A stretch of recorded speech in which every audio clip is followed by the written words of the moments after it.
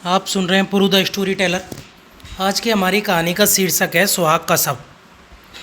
मध्य प्रदेश के एक पहाड़ी गांव में एक छोटे से घर की छत पर एक युवक मानो संध्या की निस्तब्धता में लीन बैठा था। सामने चंद्रमा के मलिन प्रकाश में ऊदी पर्वतमालाएं, अनंत के स्वप्न की बातें गंभीर रहस्यमय संगीत में मनोहर मालूम होती थी।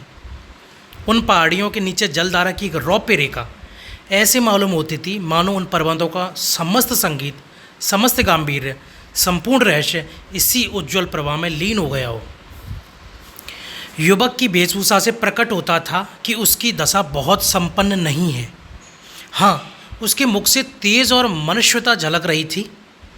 उसकी आंखों पर ऐनक ना थी, ना मूछें मुड़ी हुई थी, ना बाल संवारे हुए थे, कलाई पर घड़ी ना थी, यहाँ तक कि कोट के जेब में फाउंटेन पेन भी नहीं था। या तो वह सिद्धांतों का प्रेमी था या आडंबरों का शत्रु। युवक विचारों में मौन उसी पर्वतमाला की ओर देख रहा था कि सहसा बादल की गरज से भयंकर ध्वनि सुनाई दी। नदी का मधुर गान उस भीषण नाद में डूब गया। ऐसा मालूम हुआ मानो उस भयंकर नाद ने पर्वतों को भी हिला दिया, मानो पर्वतों में कोई घोर संग्राम छिड़ गया है। यह रेलगाड़ी थी जो नदी पर बने हुए पुल से चली आ रही थी। एक युवती कमरे से निकलकर छत पर आई और बोली, आज अभी से गाड़ी आ गई, इसे भी आज ही बैर निभाना था। युवक ने युवती का हाथ पकड़कर कहा, प्रिय, मेरा जी चाहता है कहीं ना जाऊं। मैंने निश्चय कर लिया है। मैंने तुम्हारी खातिर से हामी भर ली थी, पर अब जाने का इच्छा नहीं होती। 3 साल कैसे कटेंगे? युवती ने कातर स्वर में कहा, 3 साल के वियोग के बाद फिर तो जीवन पर्यंत कोई बाधा ना खड़ी होगी। एक बार जो निश्चय कर लिया है उसे पूरा ही कर डालो। अनंत सुख की आशा में मैं सारे कष्ट झेल लूँगी। यह कहते हुए युवती जलपान लाने के बहाने से फिर भीतर चली गई। आंसुओं का आवेग उसके बाबू से बाहर हो गया। उसके आपे से बाहर हो गया। इन दोनों प्राणियों के वैवाहिक जीवन की यह पहली ही वर्षगांठ थी। युवक मुंबई विश्वविद्यालय से एमए की उपाधि लेकर नागपुर के कॉलेज में अध्यापक था। नवीन युग की नई नई वैवाहिक और सामाजिक क्रांतियों ने उसे लैस मात्र भी विचलित न किया था। पुरानी प्रथाओं से ऐसी प्रगाढ़ ममता कदाचित वृद्धजनों को भी कम होगी। प्रोफेसर हो जाने के बाद उसके माता पिता ने इस बालिका से उसका विवाह कर दिया था। प्रथानुसार ही उस आँख मिचौनी के खेल में उन्हें प्रेम का रत्न मिल गया। केवल छुट्टियों में यहाँ पहली गाड़ी से आता और आखिरी गाड़ी से जाता। ये 2-4 दिन मीठे स्वप्न के समान कट जाते थे। दोनों बालकों की भांति रो रो कर विदा होते। इसी कोटे पर खड़ी होकर वह उसको देखा करती जब तक निर्दयी पहाड़ियाँ उसे आड़ में ना कर लेती। पर अभी साल भी ना गुजर पाए थे कि वियोग ने अपना षड्यंत्र रचना शुरू कर दिया। केशव को विदेश जाकर शिक्षा पूरी करने के लिए एक वृत्ति मिल गई, जो छात्रवृत्ति टाइप की जो होती है, छात्रवृत्ति जो होती है। मित्रों ने बधाई दी। किसके ऐसे भाग्य हैं जिसे बिना मांगे सौभाग्य निर्माण का ऐसा अवसर मिला हो। केशव बहुत प्रसन्न था। वह इसी दुविधा में पड़ा हुआ घर आया। माता पिता और अन्य संबंधियों ने इस यात्रा का घोर विरोध किया। नगर में जितनी बधाइयाँ मिली थी, यहाँ उससे कहीं अधिक बाधाएं मिली। किंतु सुभद्रा की उच्चाकांक्षाओं की सीमा न थी। वह कदाचित केशव को इंद्रासन पर बैठा हुआ देखना चाहती थी। उसके सामने तब भी वही पति सेवा का आदर्श होता था। वह तब भी उसके सिर में तेल डालेगी, उसकी धोती छांटेगी, उसके पांव दबाएगी और उसके पंखा जलेगी। उपासक की महत्वाकांक्षा उपास्य की ही के प्रति होती है।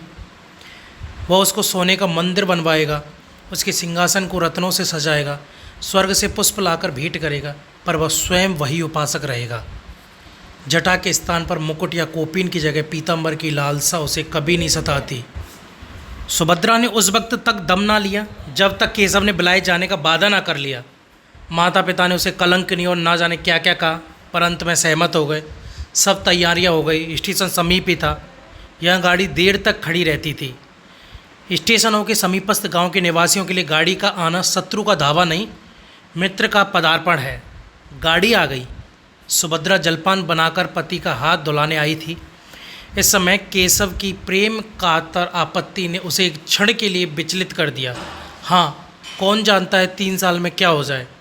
मन में एक आदेश उठा, कह दूं प्यारे मत जाओ, थोड़ी ही खाएंगे, मोटा ही पहनेंगे, रो रो कर दिन तो ना कटेंगे। कभी केशव के आने में एक आधा महीना लग जाता था तो वह विकल हो जाया करती थी। यही जी चाहता था उड़कर उनके पास पहुंच जाऊं, फिर ये निर्दयी 3 वर्ष कैसे कटेंगे। लेकिन उसने कठोरता से इन निराशाजनक भावों को ठुकरा दिया और कांपते कंठ से बोली, जी तो मेरा भी यही चाहता है। जब 3 साल का अनुमान करती हूँ तो एक कल्प सा मालूम होता है, लेकिन जब विलायत में तुम्हारे सम्मान और आदर का ध्यान करती हूँ तो ये 3 साल 3 दिन से मालूम होते हैं। तुम तो जहाज़ पर पहुँचते ही मुझे भूल जाओगे, नए नए दृश्य तुम्हारे मनोरंजन के लिए आ खड़े होंगे। यूरोप पहुंचकर विद्वानों के सत्संग में तुम्हें घर की याद भी ना आएगी। मुझे तो रोने के सिवा और कोई धंधा नहीं है। यही स्मृतियाँ ही मेरे जीवन का आधार होंगी। लेकिन क्या करूं, जीवन की भोग लालसा तो नहीं मानती। फिर जिस वियोग का अंत जीवन की सारी विभूतियाँ अपने साथ लाएगा वह वास्तव में तपस्या है। तपस्या के बिना तो वरदान नहीं मिलता। केशव को भी अब ज्ञात हुआ कि क्षणिक मोह के आवेश में सौभाग्य निर्माण का ऐसा अच्छा अवसर त्याग देना मूर्खता है। खड़े होकर बोले, रोना धोना मत, नहीं तो मेरा जीना लगेगा। सुभद्रा ने उसका हाथ पकड़कर हृदय से लगाते हुए उनके मुंह की ओर सजल नेत्रों से देखकर बोली, पत्र बराबर भेजते रहना। सुभद्रा ने फिर आंखों में आंसू भरे हुए मुस्कुराकर कहा, देखना विलायती मिसों के जाल में ना रह जाना। केशव फिर चारपाई पर बैठ गया और बोला, तुम्हें यह संदेह है तो लो, मैं जाऊंगा ही नहीं। सुभद्रा ने उसके गले में बाहें डालकर विश्वासपूर्ण दृष्टि से देखा और बोली, मैं दिल लगी कर रही थी। अगर इंद्रलोक की अप्सरा भी आ जाए तो आंख उठाकर ना देखूं।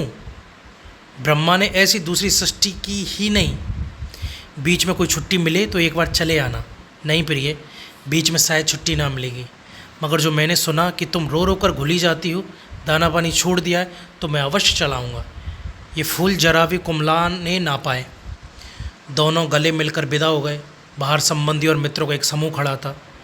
केशव ने बड़ों के चरण छुए, छोटों को गले लगाया और स्टेशन की ओर चले। मित्रगण स्टेशन तक पहुंचाने गए। एक क्षण में गाड़ी यात्री को लेकर चल दी। उधर केशव गाड़ी में बैठा हुआ पहाड़ियों के बाहर देख रहा था, इधर सुभद्रा भूमि पर पड़ी सिसकियां भर रही थी। दिन गुजरने लगे उसी तरह जैसे बीमारी के दिन कटते हैं। दिन पहाड़, रात काली बला। रात भर मनाते गुजरती थी कि किसी तरह भोर होता तो मनाने लगती कि जल्दी शाम हो। मायके गई तो मायके गई कि वहाँ जी बहलेगा। 10-5 दिन परिवर्तन का कुछ असर हुआ, फिर उनसे भी बुरी दशा हुई। भागकर ससुराल चली आई। रोगी करवट बदल कर आराम का अनुभव करता है। पहले 5-6 महीनों तक तो केशव के पत्र 15वें दिन बराबर मिलते रहे। उसमें वियोग के दुख कम, नए नए दृश्यों का वर्णन अधिक होता था। पर सुभद्रा संतुष्ट थी। पत्र लिखती थी तो विरह व्यथा के सिवा उसे कुछ सूझता ही ना था। कभी कभी जब भी बेचैन हो जाता तो पछताती कि व्यर्थ जाने दिया, कहीं एक दिन मर जाऊं तो उनके दर्शन भी ना हो। लेकिन 6ठे महीने से पत्रों में भी विलम्ब होने लगा। कई महीने तक तो महीने में एक पत्र आता रहा, फिर वह भी बंद हो गया। सुभद्रा के 4-6 पत्र पहुंच जाते तो एक पत्र आ जाता, वह भी बेदली से लिखा हुआ, काम की अधिकता और समय के अभाव के रोने से भरा हुआ। एक वाक्य भी ऐसा नहीं जिससे हृदय को शांति हो, जो टपकते हुए दिल पर मरहम रखे।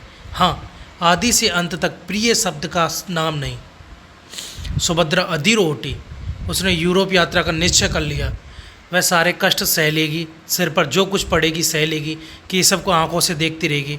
वह इस बात को उनसे गुप्त रखेगी, उनकी कठिनाई को और ना बढ़ाएगी, उनसे बोलेगी भी नहीं, केवल उन्हें कभी कभी आंख भर कर देख लेगी। यही उसकी शांति के लिए काफ़ी होगा। उसे क्या मालूम था कि उसका केशव उसका नहीं रहा, वो अब एक दूसरी ही कामनी के प्रेम का भिखारी है। सुभद्रा कई दिनों तक इस प्रस्ताव को मन में रखे हुए सेती रही। उसे किसी प्रकार की शंका न होती थी। समाचार पत्रों के पढ़ते रहने से उसे समुद्र यात्रा का हाल मालूम होता रहता था। एक दिन उसने अपने सास ससुर के सामने अपना निश्चय प्रकट किया। उन लोगों ने बहुत समझाया, रोकने की बहुत चेष्टा की, लेकिन सुभद्रा ने अपना हट ना छोड़ा। आखिर जब लोगों ने देखा कि यह किसी तरह नहीं मानती तो राज़ी हो गए। मायके वाले समझा कर हार गए। कुछ रुपए उसने स्वयं जमा कर रखे थे, कुछ ससुराल में मिले। माँ बाप ने भी मदद की। रास्ते के खर्च की चिंता ना रही। इंग्लैंड पहुंचकर वह क्या करेगी इसका अभी उसने कुछ निश्चय नहीं किया। इतना जानती थी कि परिश्रम करने वालों को रोटियां की कहीं कमी नहीं रहती। विदा होते समय सास और ससुर दोनों स्टेशन तक आए। जब गाड़ी ने सीटी दी तो सुभद्रा ने हाथ जोड़कर कहा, मेरे जाने का समाचार वहाँ ना लिखिएगा, नहीं तो उन्हें चिंता होगी और पढ़ने में उनका जी ना लगेगा। ससुर ने आश्वासन दिया। गाड़ी चल दी। लंदन के उस हिस्से में जहाँ इस समृद्धि के समय में भी दरिद्रता का राज्य है, ऊपर के एक छोटे से कमरे में सुभद्रा एक कुर्सी पर बैठी है। उसे यहाँ आए आज 1 महीना हो गया। यात्रा के पहले उसके मन में जितनी शंकाएं थी सभी शांत होती जा रही थी। बम्बई बंदर में जहाज़ पर जगह पाने का प्रश्न बड़ी आसानी से हल हो गया। वह अकेली औरत ना थी जो यूरोप जा रही थी, 5-6 स्त्रियां और भी उसी जहाज़ से जा रही थी। सुभद्रा को न जगह मिलने में कोई कठिनाई हुई न मार्ग में। यहाँ पहुंचकर और स्त्रियों से संग छूट गया। कोई किसी विद्यालय में चली गई, 2-3 अपने पतियों के पास चली गई जो यहाँ पहले आ गए थे। सुभद्रा ने इस मोहल्ले में एक कमरा ले लिया। जीविका का प्रश्न भी उसके लिए बहुत कठिन ना रहा। जिन महिलाओं के साथ वह आई थी उनमें कई उच्च अधिकारियों की पत्नी थी, कई अच्छे अच्छे अंग्रेज घरानों से उनका परिचय था।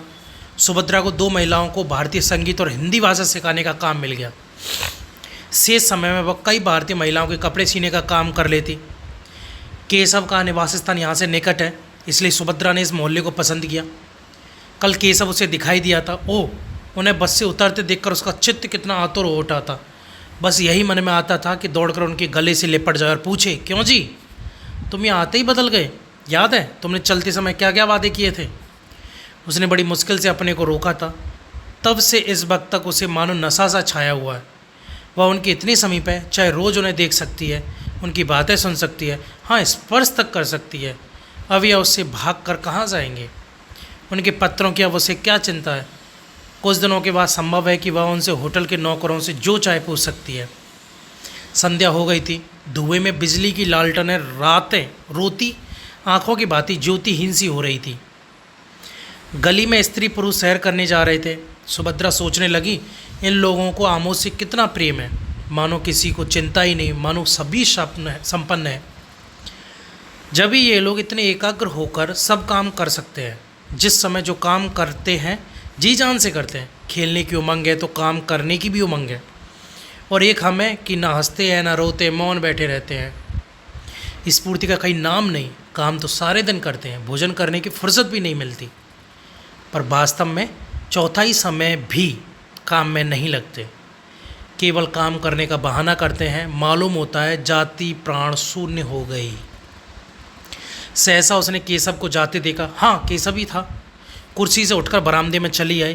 प्रबल इच्छा हुई कि जाकर उनके गले से लिपट जाए। उसने अगर अपराध किया है तो उन्हीं के कारण तो। यदि वह बराबर पत्र लिखते जाते तो वह क्यों आती? लेकिन केशव के साथ यह युवती कौन है? अरे केशव उसका हाथ पकड़े हुए है। दोनों मुस्कुरा कर बातें करते चले जाते हैं। ये युवती कौन है? सुभद्रा ने ध्यान से देखा। युवती का रंग सांवला था। वह भारतीय बालिका थी। उसका पहनावा भारतीय था। इससे ज़्यादा सुभद्रा को और कुछ ना दिखाई दिया। तो उसने तुरंत जूते पहने, द्वार बंद किया और एक क्षण में गली में आ पहुंची। केशव अब दिखाई ना देता था, पर वह जिधर गया था उधर ही वह बड़ी तेज़ी से लपकी चली जा रही थी। वह युवती कौन है? वह उन दोनों की बातें सुनना चाहती थी। उस युवती को देखना चाहती थी। उसके पाँव इतने तेज से उठ रहे थे मानो दौड़ रही हो। पर इतनी जल्दी दोनों कहाँ दृश्य हो गए? अब तक उससे उन लोगों के समीप पहुंच जाना चाहिए था। शायद दोनों किसी बस पर जा बैठे। अब वह गली समाप्त करके एक चौड़ी सड़क पर आ पहुंची थी। दोनों तरफ बड़ी बड़ी जगमगाती हुई दुकानें थीं, जिनमें संसार की विभूतियाँ गर्व से फूली उठी थी। कदम कदम पर होटल और रेस्टोरेंट थे। सुभद्रा दोनों ओर नेत्रों से ताकती, पग पग पर भ्रांति के कारण मचलती कितनी दूर निकल गई, कुछ खबर नहीं। फिर उसने सोचा, यूँ कहाँ तक चली जाऊंगी, कौन जाने किधर गए। चलकर फिर अपने बरामदे से देखूं, आखिर इधर से गए हैं तो इधर से ही लौटेंगे भी। यह ख्याल आते ही वह घूम पड़ी और उसी तरफ दौड़ती हुई अपने स्थान की ओर चली। जब वहाँ पहुँची तो 12 बज गए थे और इतनी देर उसे चलते ही गुजरा। एक क्षण भी उसने वहीं कहीं विश्राम नहीं किया। वह ऊपर पहुंची तो गृह स्वामिनी ने कहा, तुम्हारे लिए बड़ी देर से भोजन रखा हुआ है। सुभद्रा ने भोजन अपने कमरे में मंगा लिया, पर खाने की सुधि किसे थी? वह उसी बरामदे में उसी तरह टकटकी लगाए खड़ी थी, उसी तरफ टकटकी लगाए खड़ी थी जिधर से केशव गया। 1 बज गया, 2 बज गया, फिर भी केशव नहीं लौटा। उसने मन में कहा वह किसी दूसरे मार्ग से चले गए, मेरा यहाँ खड़ा रहना व्यर्थ है, चलूँ सो रहा हूँ। लेकिन फिर ख्याल आ गया कहीं आ ना रहे हों, मालूम नहीं उसे कब नींद आ गई। दूसरे दिन प्रातःकाल सुभद्रा अपने काम पर जाने को तैयार हो रही थी कि एक युवती रेशमी साड़ी पहने आकर खड़ी हो गई और मुस्कुराकर बोली, क्षमा कीजिएगा, मैंने बहुत सवेरे आपको कष्ट दिया, आप तो कहीं जाने को तैयार मालूम होती हैं। सुभद्रा ने कुर्सी बढ़ाते हुए कहा, हाँ, एक काम से बाहर जा रही हूँ, मैं आपकी क्या सेवा कर सकती हूँ। यह कहते हुए सुभद्रा ने युवती को सिर से पांव तक उसी आलोचनात्मक दृष्टि से देखा जिससे स्त्रियां ही देख सकती हैं। सौंदर्य की किसी परिभाषा से भी उसे सुंदरी नहीं कहा जा सकता था। उसका रंग सांवला, मुंह कुछ चौड़ा, नाक कुछ चपटी, कद भी छोटा और शरीर भी कुछ स्थूल था। आंखों पर ऐनक लगी हुई थी, लेकिन इन सब कारणों के होते हुए भी उसमें कुछ ऐसी बात थी जो आंखों को अपनी ओर खींच लेती थी। उसकी वाणी इतनी मधुर, इतनी संयमित, इतनी विनम्र थी कि जान पड़ता था किसी देवी के वरदान हो। एक एक अंग से प्रतिमा विकीर्ण हो रही थी। सुभद्रा उसके सामने हल्की एवं तुच्छ मालूम होती थी।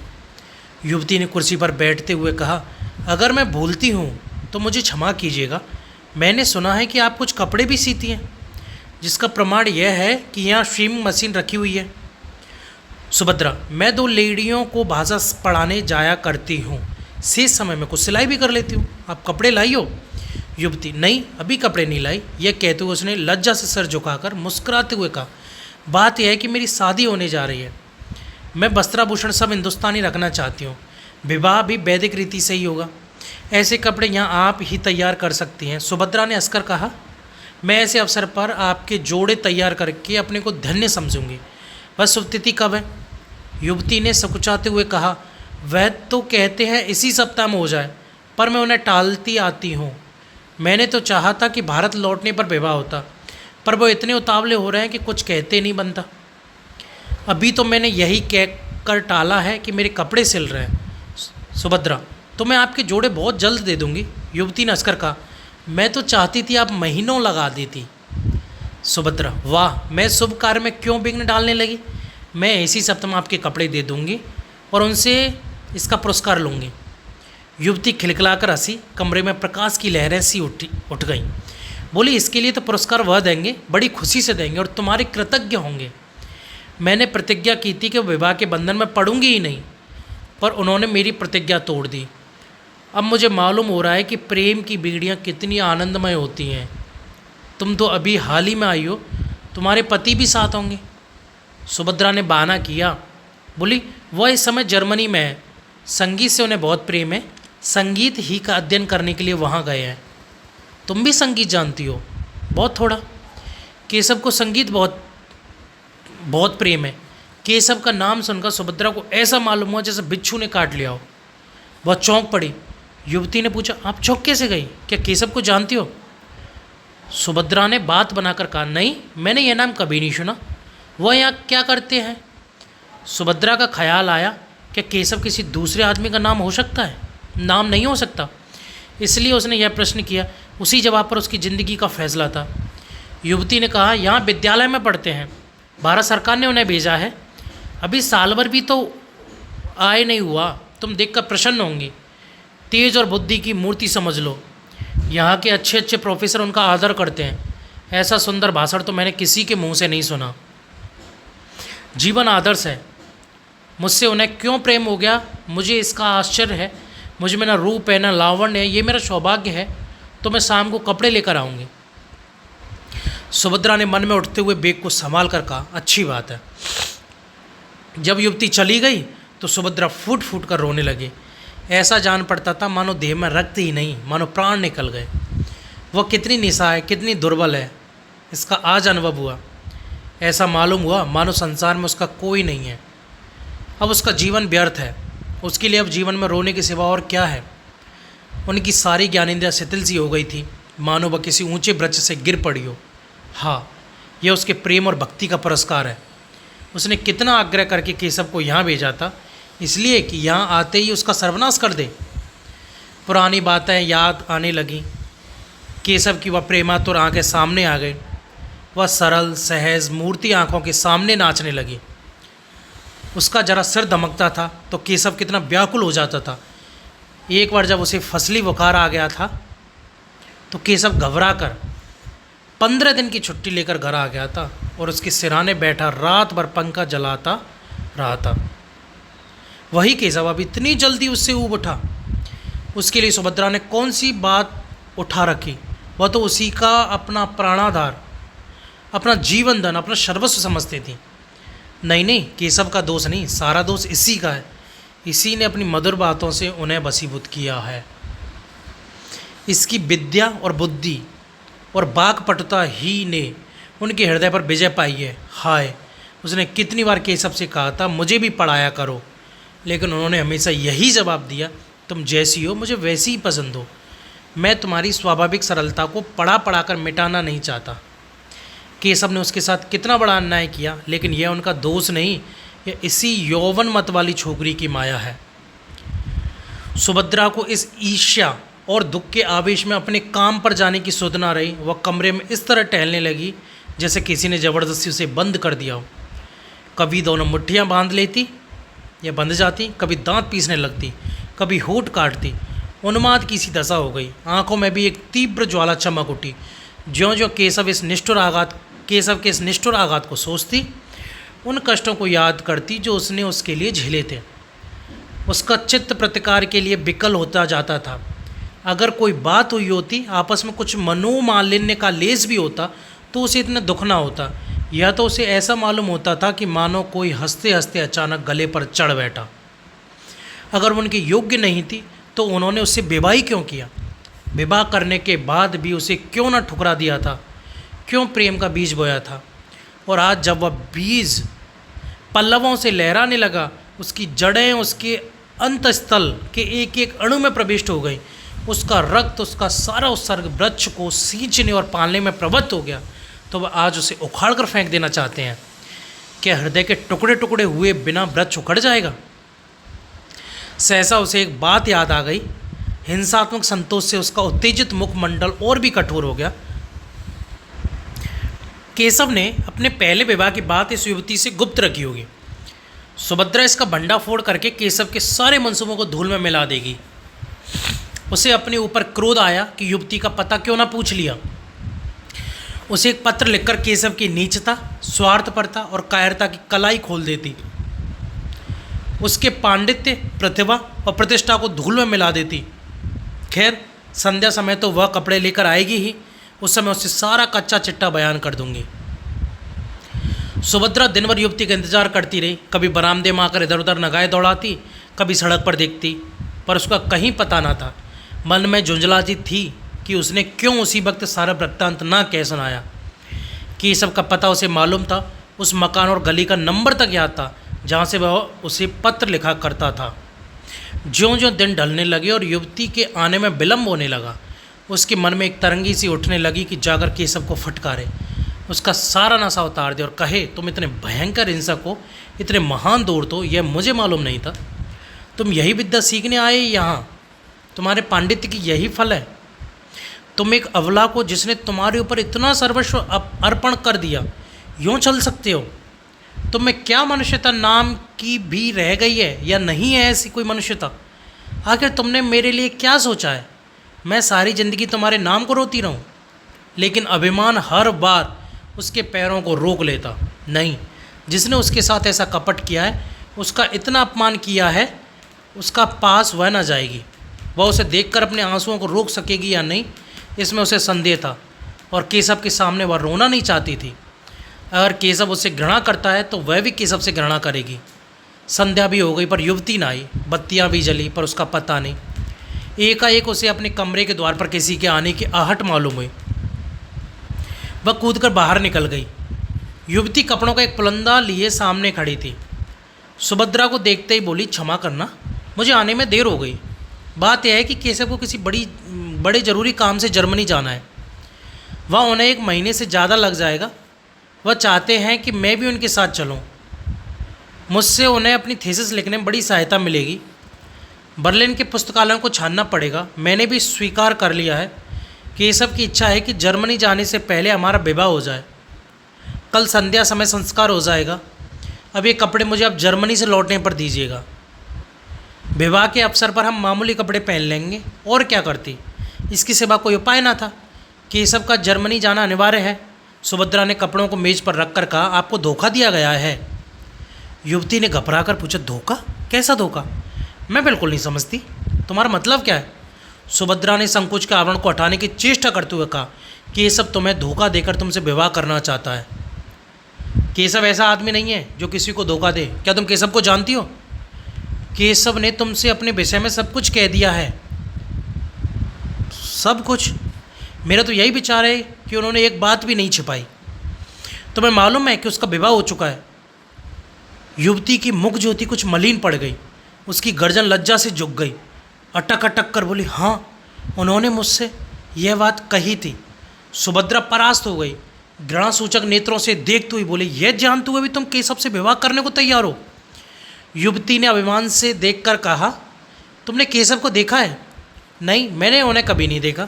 फिर तुम उन्हें कैसे जानती हो? मेरे एक मित्र ने मुझसे यह बात कही है, वह केशव को जानता है। अगर तुम एक बार केशव को देख लेती, एक बार उससे बातें कर लेती, तो मुझसे ये प्रश्न न करती। एक नहीं, अगर उन्होंने 100 विवाह किए होते तो मैं इनकार ना करती। उन्हें देखकर मैं अपने को बिल्कुल भूल जाती हूँ। अगर उनसे विवाह ना करूँ तो फिर मुझे जीवन भर अविवाहित ही रहना पड़ेगा। जिस समय वह मुझसे बातें करने लगते हैं, मुझे ऐसा अनुभव होता है कि मेरी आत्मा पुष्प की भांति खिल जा रही है। मैं उसमें प्रकाश और विकास का प्रत्यक्ष अनुभव करती हूँ। दुनिया चाहे जितना हंसे, चाहे जितनी निंदा करे, मैं केशव को अब नहीं छोड़ सकती। उनका विवाह हो चुका है, वह सत्य है, पर उस स्त्री से उनका मन कभी ना मिला। यथार्थ में उनका विवाह अभी नहीं हुआ। वह कोई साधारण अर्ध शिक्षिता बालिका है। तुम ही सोचो, केशव जैसा विद्वान, उदार चेता, मनुष्य पुरुष ऐसी बालिका के साथ कैसे प्रसन्न रह सकता है? तुम्हें कल मेरे विवाह में चलना पड़ेगा। सुभद्रा का चेहरा तमतमाया जा रहा था। केशव ने उसे इतने काले रंगों में रंगा है, यह सोचकर उसका रक्त खौला जा रहा था। जी में आशा था इसी क्षण उसको दुत्कार दूं, लेकिन उसके मन में कुछ और ही मंसूबे पैदा होने लगे थे। उसने गंभीर पर उदासीनता के भाव से पूछा, केशव ने कुछ उस स्त्री के विषय में नहीं कहा? युवती ने तत्परता से कहा, घर पहुंचने पर वह उससे केवल यही कह देंगे कि हम और तुम अब स्त्री और पुरुष नहीं रह सकते। उसके भरण पोषण का वह उसके इच्छानुसार प्रबंध कर देंगे। इसके सिवा वह और क्या कर सकते हैं? हिंदू नीति में पति पत्नी में विच्छेद नहीं हो सकता, पर केवल स्त्री को पूर्ण रीति से स्वाधीन कर देने के विचार से वह ईसाई या मुसलमान होने पर भी तैयार है। वह तो अभी उसे इसी आशय का एक पत्र लिखने जा रहे थे, पर मैंने ही रोक लिया। मुझे उस अभागिनी पर बड़ी दया आ जाती है। मैं तो यहाँ तक तैयार हूँ कि अगर उसकी इच्छा हो तो वह भी हमारे साथ रहे। मैं उसे अपनी बहन समझूंगी, किंतु केशव इससे सहमत नहीं होते। सुभद्रा ने व्यंग से कहा, रोटी कपड़ा देने को तैयार ही है, स्त्री को इसके सिवा और क्या चाहिए? युवती ने व्यंग की कुछ परवाह न करके कहा, तो मुझे लौटने पर कपड़े तैयार मिलेंगे ना? सुभद्रा, हाँ मिल जाएंगे। युवती, कल तुम संध्या समय आओगी? सुभद्रा, नहीं, खेद है, अवकाश नहीं है। युवती ने कुछ ना कहा, चली गई। सुभद्रा कितना ही चाहती थी कि समस्या पर शांत चित्त होकर विचार करे, पर हृदय में मानो ज्वाला सी दहक रही थी। केशव के लिए वह अपने प्राणों का कोई मूल्य नहीं समझती थी। वह केशव उसे पैरों से ठुकरा रहा था। यह आघात इतना आकस्मिक, इतना कठोर था कि उसकी चेतना की सारी कोमलता मूर्छित हो गई। उसके एक एक अणु प्रतिकार के लिए तड़पने लगा। अगर यही समस्या इसके विपरीत होती तो क्या सुभद्रा की गर्दन पर छुरी ना फिर गई होती? केशव उसके खून का प्यासा ना हो जाता? क्या पुरुष हो जाने से ही सभी बातें क्षम्य और स्त्री हो जाने से सभी बातें अक्षम्य हो जाती हैं? नहीं, इस निर्णय को सुभद्रा की विद्रोही आत्मा इस समय स्वीकार नहीं कर सकती। उसे नारियों के ऊंचे आदर्शों की परवाह नहीं है। उन स्त्रियों में आत्माभिमान ना होगा। वे पुरुषों के पैर की जूतियां बनकर रहने ही में अपना सौभाग्य समझती होंगी। सुभद्रा इतनी आत्माभिमान शून्य नहीं है। वह अपने जीते जी यह नहीं देख सकती कि उसका पति उसके जीवन की सर्वनाश करके चैन की बंसी बजाए। दुनिया उसे हत्यारिनी, पिशाचिनी कहेगी, कहे, उसको परवाह नहीं। रह रहकर उसके मन में भयंकर प्रेरणा होती थी कि इसी समय उसके पास चली जाए और इसके पहले कि वह उस युवती के प्रेम का आनंद उठाए, उसके जीवन का अंत कर दे। वह केशव की निष्ठुरता को याद करके अपने मन को उत्तेजित करती थी, अपने को धिक्कार धिक्कार कर नारी सुलभ शंकाओं को दूर करती थी। क्या वह इतनी दुर्बल है? क्या उसमें इतना साहस भी नहीं है? इस वक्त यदि कोई दुष्ट उसके कमरे में घुस आए और उसके सतीत्व का अपहरण करना चाहे तो क्या वह उसका प्रतिकार नहीं करेगी? आखिर आत्मरक्षा ही के लिए तो उसने यह पिस्तौल ले रखी है। केशव ने उसके सत्य का अपहरण ही तो किया है। उसका प्रेम दर्शन केवल प्रवंचना थी, वह केवल अपनी वासनाओं की तृप्ति के लिए सुभद्रा के साथ प्रेम स्वांग भरता था। फिर उसका वध करना क्या सुभद्रा का कर्तव्य नहीं है? इस अंतिम कल्पना से सुभद्रा को वह उत्तेजना मिल गई जो उसके भयंकर संकल्प को पूरा करने के लिए आवश्यक थी। यही वह अवस्था है जब स्त्री पुरुष के खून की प्यासी हो जाती है। उसने खूंटी पर लटकती हुई पिस्तौल उतार ली और ध्यान से देखने लगी, मानो उसे कभी देखा ना हो। कल संध्या समय जब कार्य मंदिर के केशव और उसकी प्रेम का एक दूसरे के सम्मुख बैठे हुए होंगे, उसी समय वह इस गोली से केशव की प्रेम लीलाओं का अंत कर देगी। दूसरी गोली अपनी छाती में मार लेगी। क्या वह रो रो कर अपना अधम जीवन काटेगी? संध्या का समय था। आर्य मंदिर के आंगन में वर और वधू इष्ट मित्रों के साथ बैठे हुए थे। विवाह का संस्कार हो रहा था। उसी समय सुभद्रा पहुंची और बरामदे में आकर एक खंभे की आड़ में इस भांति खड़ी हो गई कि केशव का मुंह उसके सामने था। उसकी आंखों में वह दृश्य खिंच गया जब आज से 3 साल पहले उसने इसी भांति केशव को मंडप में बैठे हुए आड़ से देखा था। तब उसका हृदय कितना उच्छ्वासित हो रहा था, अंतस्थल में गुदगुदी सी हो रही थी। कितना अपार अनुराग था, कितनी असीम अभिलाषाएं थी, मानो जीवन प्रभात का उदय हो रहा हो। जीवन मधुर संगीत की भांति सुखद था, भविष्य उषा स्वप्न की भांति सुंदर। क्या यह वही केशव है? सुभद्रा को ऐसा भ्रम हुआ मानो यह केशव नहीं है। हाँ, यह वह केशव नहीं था। यह उसी रूप और उसी नाम का कोई दूसरा मनुष्य था। अब उसकी मुस्कुराहट में, उनके नेत्रों में, उसके शब्दों में उसके हृदय को आकर्षित करने वाली कोई वस्तु ना थी। उसे देखकर वह उसी भांति निष्पद निश्चल खड़ी थी मानो कोई अपरिचित व्यक्ति हो। अब तक केशव का सा रूपवान, तेजस्वी, सौम्य, शीलवान पुरुष संसार में ना था, पर अब सुभद्रा को ऐसा जान पड़ा कि वहाँ बैठे हुए युवकों में और उसमें कोई अंतर नहीं है। वह ईर्ष्याग्नि जिसमें वह जली जा रही थी, वह हिंसा कल्पना जो उसे वहाँ तक लाई थी, मानो एकदम शांत हो गई। विरक्त हिंसा से भी अधिक हिंसात्मक होती है। सुभद्रा की हिंसा कल्पना में एक प्रकार का ममत्व था। उसका केशव, उसका प्राणवल्लभ, उसका जीवन सर्वस्व और किसी का नहीं हो सकता। पर अब वह ममत्व नहीं है, वह उसका नहीं है। उसे अब परवाह नहीं, उस पर किसका अधिकार होता है। विवाह संस्कार समाप्त हो गया। मित्रों ने बधाई दी, सहेलियों ने मंगलगान किया। फिर लोग मेज़ों पर जा बैठे, दावत होने लगी। रात के 12 बज गए, पर सुभद्रा वहीं पाषाण मूर्ति की भांति खड़ी रही, मानो कोई विचित्र स्वप्न देख रही हो। हाँ, जैसे कोई बस्ती उजड़ गई हो, जैसे कोई संगीत बंद हो गया हो, जैसे कोई दीपक बुझ गया हो। जब लोग मंदिर से निकले तो वह भी निकल आई, पर उसे कोई मार्ग ना सूझता था। परिचित सड़कें उसे भूली हुई सी जान पड़ने लगी। सारा संसार ही बदल गया था। वह सारी रात सड़कों पर भटकती फिरी, घर का कहीं पता नहीं। सारी दुकानें बंद हो गई, सड़कों पर सन्नाटा छा गया। फिर भी वह अपना घर ढूंढती हुई चली जा रही थी। हाय, क्या इसी भांति उसे जीवन पथ में भी भटकना पड़ेगा? सहसा एक पुलिसमैन ने पुकारा, मैडम तुम कहाँ जा रही हो? सुभद्रा ने ठिठक कर कहा, कहीं नहीं। तुम्हारा स्थान कहाँ है? मेरा स्थान? हाँ, तुम्हारा स्थान कहाँ है? मैं तुम्हें बड़ी देर से इधर उधर भटकते हुए देख रहा हूँ। किस स्ट्रीट में रहती हो? सुभद्रा को उस स्ट्रीट का नाम तक याद ना था। तुम्हें अपनी स्ट्रीट का नाम तक याद नहीं? भूल गई, याद नहीं आता। सहसा उसकी दृष्टि सामने के एक साइन बोर्ड की तरफ उठी। ओह, यही तो उसकी स्ट्रीट है। उसने सिर उठाकर इधर उधर देखा। सामने उसका डेरा था और इसी गली में अपने ही घर के सामने न जाने कितनी देर से वह चक्कर लगा रही थी। अभी प्रातःकाल ही था कि युवती सुभद्रा के कमरे में पहुंची। वह उसके कपड़े सी रही थी। उसका सारा तन मन कपड़ों में लगा हुआ था। कोई युवती इतना एकाग्रचित होकर अपना श्रृंगार भी ना करती होगी। न जाने उससे कौन सा पुरस्कार लेना चाहती थी। उसे युवती के आने की खबर न हुई। युवती ने पूछा, तुम कल मंदिर में नहीं आई? सुभद्रा ने सिर उठाकर देखा तो ऐसा जान पड़ा मानो किसी कवि की कोमल कल्पना मूर्तिमयी हो गई हो। उसकी उप छवि अनिंद थी। प्रेम की विभूति रोम रोम से प्रदर्शित हो रही थी।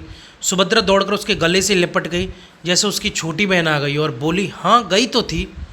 मैंने तुम्हें नहीं देखा। हाँ, मैं अलग थी। केशव को देखा? हाँ देखा। धीरे से क्यों बोली? मैंने कुछ झूठ कहा था?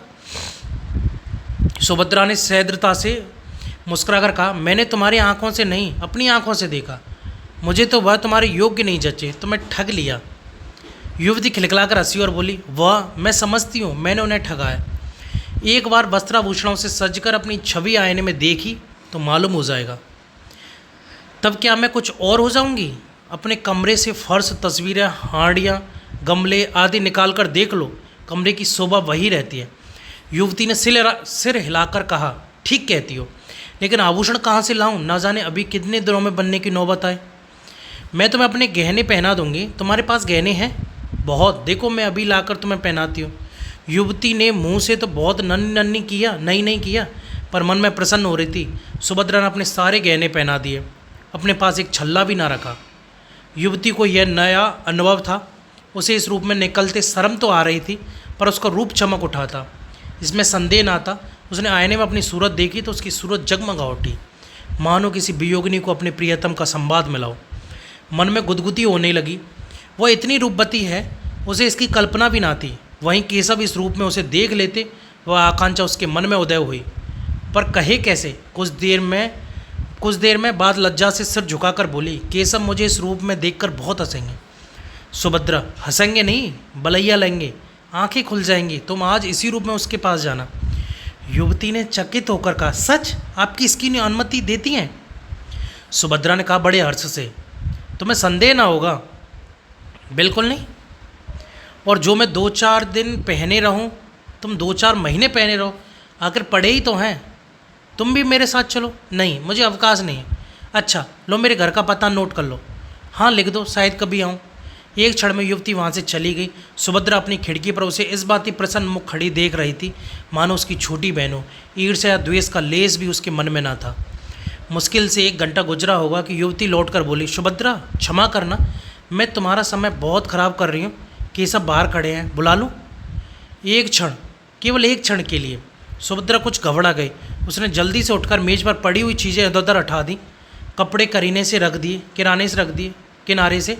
उसने जल्दी से उलझे हुए बाल संभाल लिए, फिर उदासीन भाव से मुस्कुराकर बोली, उन्हें तुमने क्यों कष्ट दिया? जाओ बुला लो। 1 मिनट में केशव ने कमरे में कदम रखा और चौंक कर पीछे हट गए, मानो पाँव जल गया हो। मुंह से एक चीख निकल गई।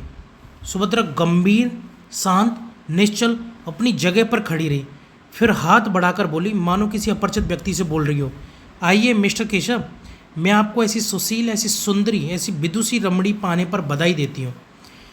केशव के मुंह पर हवाइयाँ उड़ रही थी। वह पथभ्रष्ट सा बना खड़ा था। लज्जा और गिलानी से उसके चेहरे पर एक रंग आता था, एक रंग जाता था। यह बात एक दिन होने वाली थी अवश्य, पर इस तरह अचानक उसकी सुभद्रा से भेंट होगी, इसका उसे स्वप्न में भी गुमान ना था। सुभद्रा से यह बात कैसे कहेगा? इसको उसने खूब सोच लिया था, उसके आक्षेपों का उत्तर सोच लिया था, पत्र के शब्द तक मन में अंकित कर लिए थे। ये सारी तैयारियां धरी रह गई और सुभद्रा से साक्षात हो गया। सुभद्रा उसे देखकर जरा सी नहीं चौंकी। उसके मुख पर आश्चर्य, घबराहट या दुख का एक चिन्ह भी ना दिखाई दिया। उसने उसी भांति उससे बात की, मानो वह कोई अजनबी हो। यहाँ कब आई? कैसे आई? क्यों आई? कैसे गुजर करती है? यह और इस तरह के असंख्य प्रश्न पूछने के लिए केशव का चित्त चंचल हो उठा। उसने सोचा था सुभद्रा उसे धिक्कारेगी, विष खाने की धमकी देगी, निष्ठुर, निर्दय और ना जाने क्या क्या कहेगी। इन सब आपदाओं के लिए वह तैयार था, पर इस आकस्मिक मिलन, इस गर्भयुक्त उपेक्षा के लिए वह तैयार ना था। वह प्रेम व्रत धारणी सुभद्रा इतनी कठोर, इतनी हृदय शून्य हो गई है। अवश्य इस सारी बातें पहले ही मालूम हो चुकी हैं। सबसे तीव्र आघात यह था कि उसने अपने सारे आभूषण इतनी उदारता से दे डाले, और कौन जाने वापस भी ना लेना चाहती हो। वह परास्त और अप्रतिम होकर एक कुर्सी पर बैठ गया। उत्तर में एक शब्द भी उसके मुख से ना निकला। युवती ने कृतज्ञता का भाव प्रकट करके कहा, इनके पति इस समय जर्मनी में। केशव ने आंख फाड़ कर देखा, पर कुछ बोल ना सका। युवती ने फिर कहा, बेचारी संगीत के पाठ पढ़ाकर और कुछ कपड़े सीकर अपना निर्वाह करती है। वह महाशय यहाँ आ जाते तो उन्हें उनके सौभाग्य पर बधाई देती।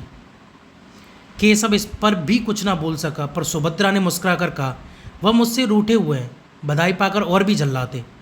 युवती ने आश्चर्य से कहा, तुम उन्हीं के प्रेम से यहाँ आई?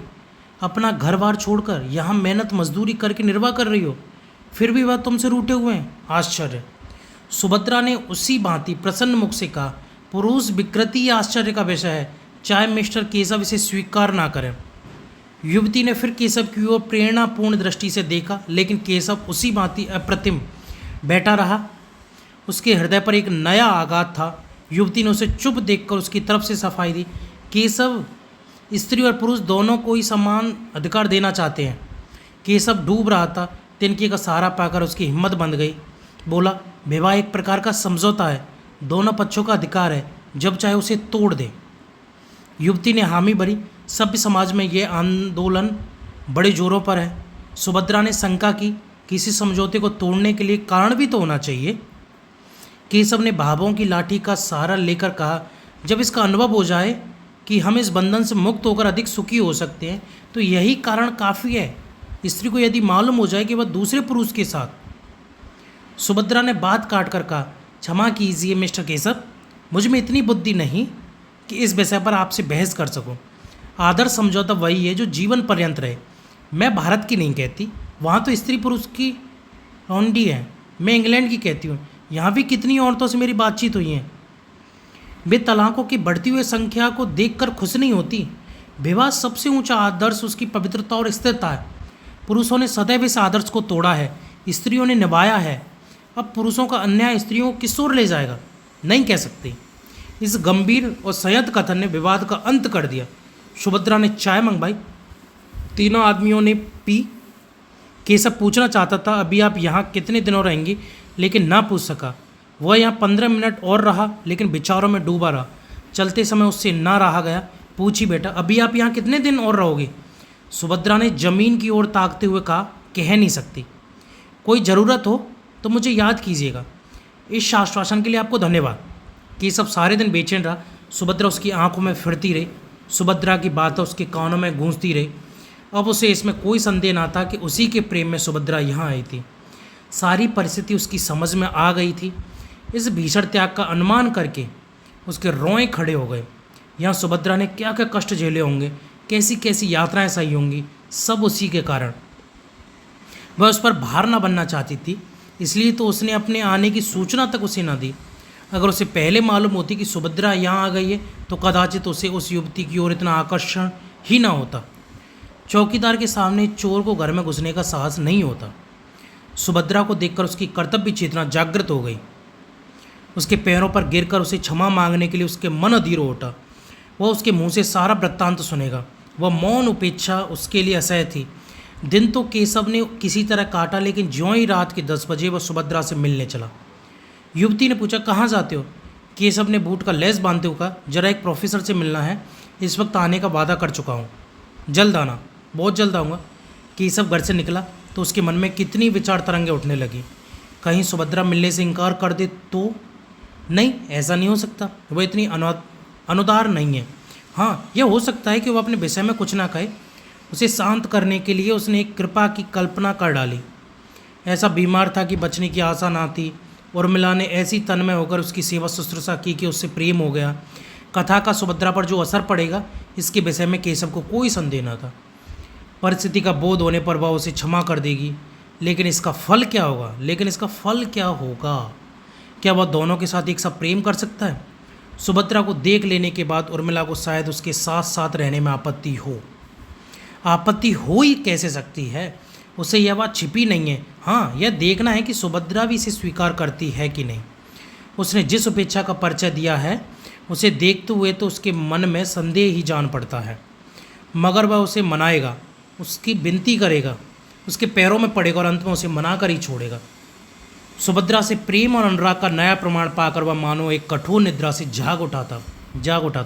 उसे अब अनुभव हो रहा था कि सुभद्रा के लिए उसके हृदय में जो स्थान था, वो खाली पड़ा हुआ है। उर्मिला उस स्थान पर अपना आधिपत्य नहीं जमा सकती। अब उसे ज्ञात हुआ कि उर्मिला के प्रति उसका प्रेम केवल वह तृष्णा थी जो स्वादयुक्त पदार्थों को देखकर ही उत्पन्न होती है। वह सच्ची क्षुधा ना थी। अब फिर उससे सरल सामान्य भोजन की इच्छा हो रही थी। विलासिनी उर्मिला कभी इतनी त्याग कर सकती है, इसमें उसे संदेह था। सुभद्रा के घर के निकट पहुंचकर केशव का मन कुछ कातर होने लगा। लेकिन उसने जी कड़ा करके जीने पर कदम रखा और क्षण में सुभद्रा के द्वार पर पहुंचा। लेकिन कमरे का द्वार बंद था, अंदर भी प्रकाश न था। अवश्य वह कहीं गई, आती ही होगी। तब तक उसने बरामदे में टहलने का निश्चय किया। सहसा मालकिन आती हुई दिखाई दी। केशव ने बढ़कर पूछा, बता सकती हो ये महिला कहाँ गई है? मालकिन ने उसे सर से पांव तक देख कर कहा, वह तो आज यहाँ से चली गई। केशव ने हकबका कर पूछा, चली गई? कहाँ चली गई? यह तो मुझसे कुछ नहीं बताया। कब गई? वह तो दोपहर को ही चली गई, अपना अस्वभाव लेकर गई। अस्वभाव किसके लिए छोड़ जाती? हाँ, एक छोटा सा पैकेट अपनी एक सहेली के लिए छोड़ गई है। उस पर मिसेज केशव लिखा हुआ है। मुझसे कहा था कि यदि वह आ भी जाए तो उन्हें दे देना, नहीं तो डाक से भेज देना। केशव को अपना हृदय इस तरह बैठता हुआ मालूम हुआ जैसा सूर्य का अस्त होना। एक गहरी सांस लेकर बोला, आप मुझे वह पैकेट दिखा सकती हैं? केशव मेरा ही नाम है। मालकिन ने मुस्कुराकर कहा, मिसेज केशव को कोई आपत्ति तो ना होगी? तो फिर मैं उन्हें बुला लाऊं? हाँ, उचित तो यही है।